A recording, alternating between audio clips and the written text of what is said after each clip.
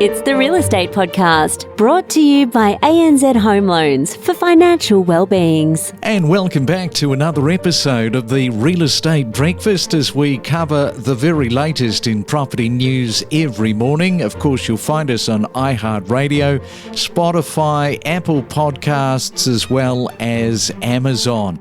Hey, it's a Monday morning, January the 29th today. I hope the weekend was a great one for you, especially if there was any property transacting going on. Or I guess on the flip side, you might have just been having a relaxing weekend, just taking it easy. I did last night watch on Netflix the doco about Harley and Cartier, who represented Australia at the Olympics for figure skating. Man, oh man, this was a very powerful look into the ice skating world. I won't reveal any spoilers, but it was well worth the watch just to understand the enormous stress levels that these high-performance ice skaters go through. However, you might need some tissues to sit next to you when you watch it. So it was definitely a must-see watch. I can recommend that one for sure.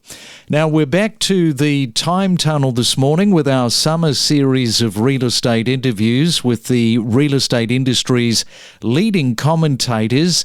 And coming up this morning, we are travelling back to November of last year when we spoke to Ashlee, McKey and Natalie Fagan about the result of the block for 2023, which was quite a different block, wasn't it, to the previous year. We also talked to David Banks from Canterbury in Melbourne about his local market. Vincent chimes in. He's a first home buyer, about feeling the stress of the market. And back in November, we also spoke to Lauren Robertson from Robertson Real Estate in Gunnedah, and she was telling us about how first home buyers can buy a house and land package for around $460,000. So all of that is coming up as we crank into another dreaded Monday on your real estate workday. We are more than just a real estate podcast. We cover a multitude of subjects, including property data, current buyer-seller sentiment, and the mood of the market. Follow each week all of the main talking points and know your property. You're listening to the summer series on the Real Estate Podcast. A record-breaking 1.75 million this year. I mean, that's life-changing, isn't it? Oh, absolutely. Those contestants will be over the moon. It was very different to what we experienced last year. We are extremely happy for all the contestants, including the Bell Sandringham team that were the lead agents this year. Now, I understand with the record house, it reached 5 million and there was a billionaire person that came in and bought it. You can tell that I haven't watched any of this, but is this another case of somebody coming in and without this person coming in, probably the house may have sold for less? Look, that's a bit of an unknown question of what it would have sold for, but fortunately enough, they had the same buyer from last year who bidded in one of the houses when it was in Gisborne. He came back through this year and purchased 3 out of the 5 houses, which is quite incredible. And we believe they're going online to be like a lotto competition for people to have the chance to win one of these houses. All right, so we're kind of running down the clock towards Christmas. How are you guys looking between now and Christmas? What's happening? The market's we're still finding the market's really strong. We have sold, I think it's about 10 properties in the last 3 weeks. So, the buyers are definitely still there. The buyer pool is definitely not as large as it was this time last year, but there are still people out there looking for their next home or investment.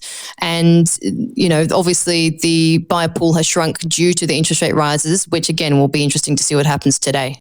And some comments from you with regard to the other side of Christmas into 2024. How do you think your local market is likely to play when we come back from a bit of a rest and a break? Look, we do see that things quieten down, being that Daylesford is a tourist location, but we find that as soon as we hit the March period of the year, which the town is such a beautiful location at that time of the year, everything really does start ramping up.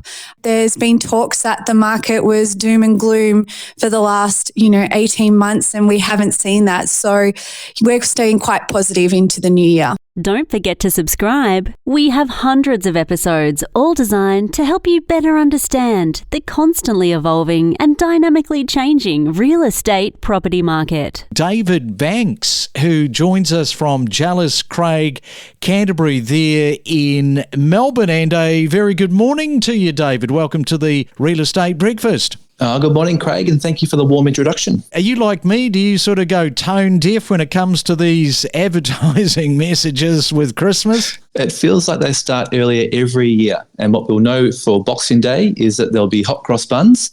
And that's just a reality these days, isn't it?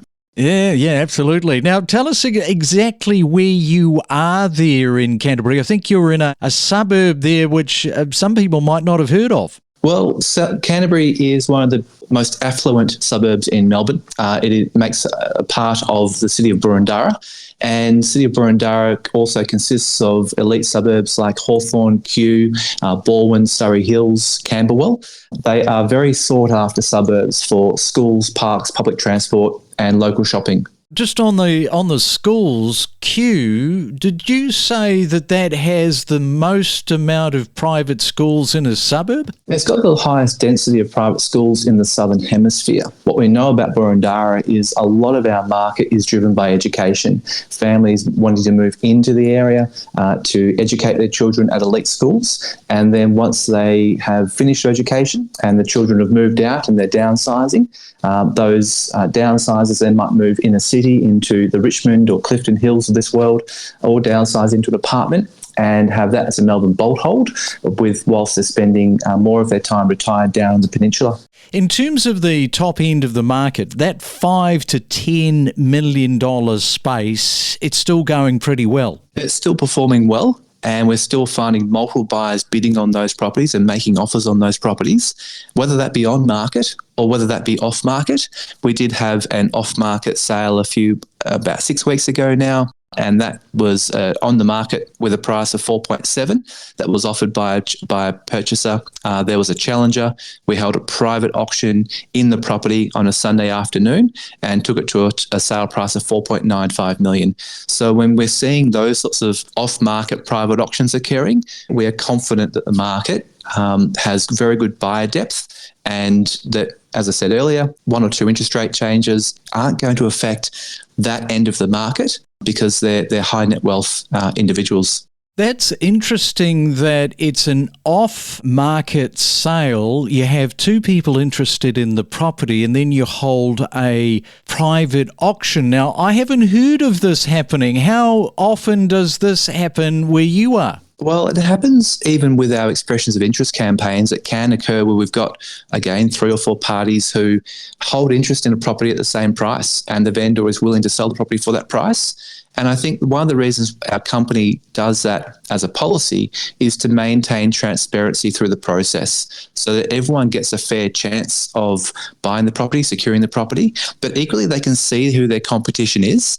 And whether that be themselves bidding or through the process of an advocate, I think it's important to make sure that all parties are looked after, because whilst what we know is that every buyer one day becomes a seller, and we want them to know that they've been fairly treated and looked after. From first-time home buyers to seasoned investors to breaking property news, discover the stories behind the real estate. You're listening to the Summer Series on the Real Estate Podcast. So how are you getting on? What was your thinking with regard to the 25 basis points? We are still hanging here. I feel that every time there's an increase, we always use that word unprecedented in so many years, because for a lot of us, especially people from my generation, this is unprecedented. And I think it puts a pressure for people, including myself as a homeowners, But at the same time, I feel that as a business owner, I get the double whammy of the negative impact of the interest hike,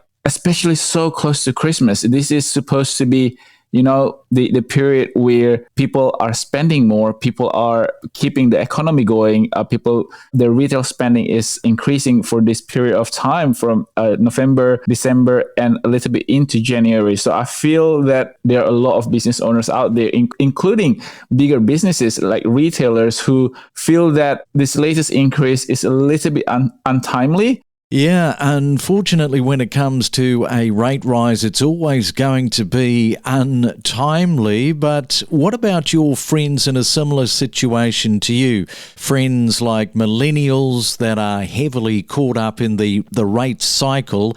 What sort of stress levels are they at right now? This time around is a little bit different to earlier this year, because earlier this year, even though people were talking about the likelihood of the rate being increased, every month, we saved like crazy in terms of the past 3 months. I think hopefully this is what the RBA would like to see. And if everyone is doing that, maybe it will rein in inflation. Don't navigate the real estate market alone. Let us help guide you in the world of real estate every day. Make better informed decisions with the latest news and insights. You are a fifth-generation real estate agent, and I think it goes all the way back with your family to 1895. Is that right? That is correct. We've been here for a long, long time and know the area very well. Now, Gunnedah, it sounds a little bit like Canada. Is there any confusion with the name with Canada?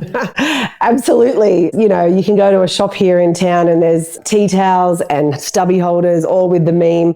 I said Gunnedah, not Canada. My husband, when we were dating in Sydney, I think his mum finally turned around after 6 months and said, you know what, you don't really have a Canadian accent. So it happens all the time. I think my schoolmates, I went to boarding school in Sydney, they thought I was from Canada the first year. Like it's actually a thing. Gunnedah, not Canada. Yeah. And just for those people that might not know where Gunnedah is, can you just do the geography of it? Yes. Well, it's not the dog on the tucker box either. That's Gunnedah. So Gunnedah is northwest New South Wales. I guess our closest sort of larger township is Tamworth. We're probably 5 hours drive from Sydney. If you look at Coffs Harbour on the map of Australia, we're directly inland from there. We're sort of 5 hours to everywhere, really. You are also a 5-time world champion triathlete. You are busy. Yes, well, we love our sport in Gunnedah. So there's lots of sporting groups. 5-time world champion. I mean, that's pretty impressive. That's hardcore. Obviously, I'm not a world champion right now.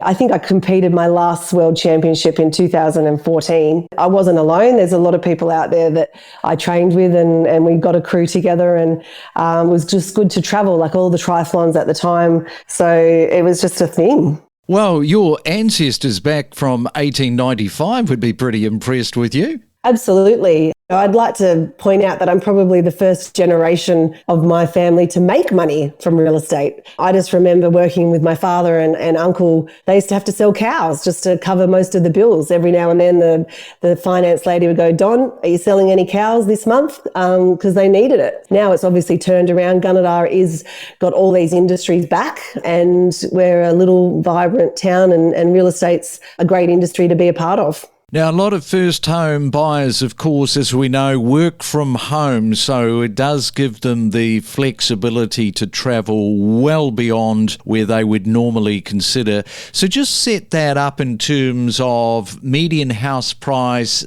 what sort of value a first home buyer could actually get in your little town. If you're talking our medium house price of, I think it's about $462,000. I think that's what the paper said. You're really looking at a neat and tidy 3-bedroom brick home on a large block, maybe with a shed or a single garage or something like that. Probably not 2 bathrooms, or an unrenovated, sort of 4-bedroom, 2-bathroom brick home in a good area.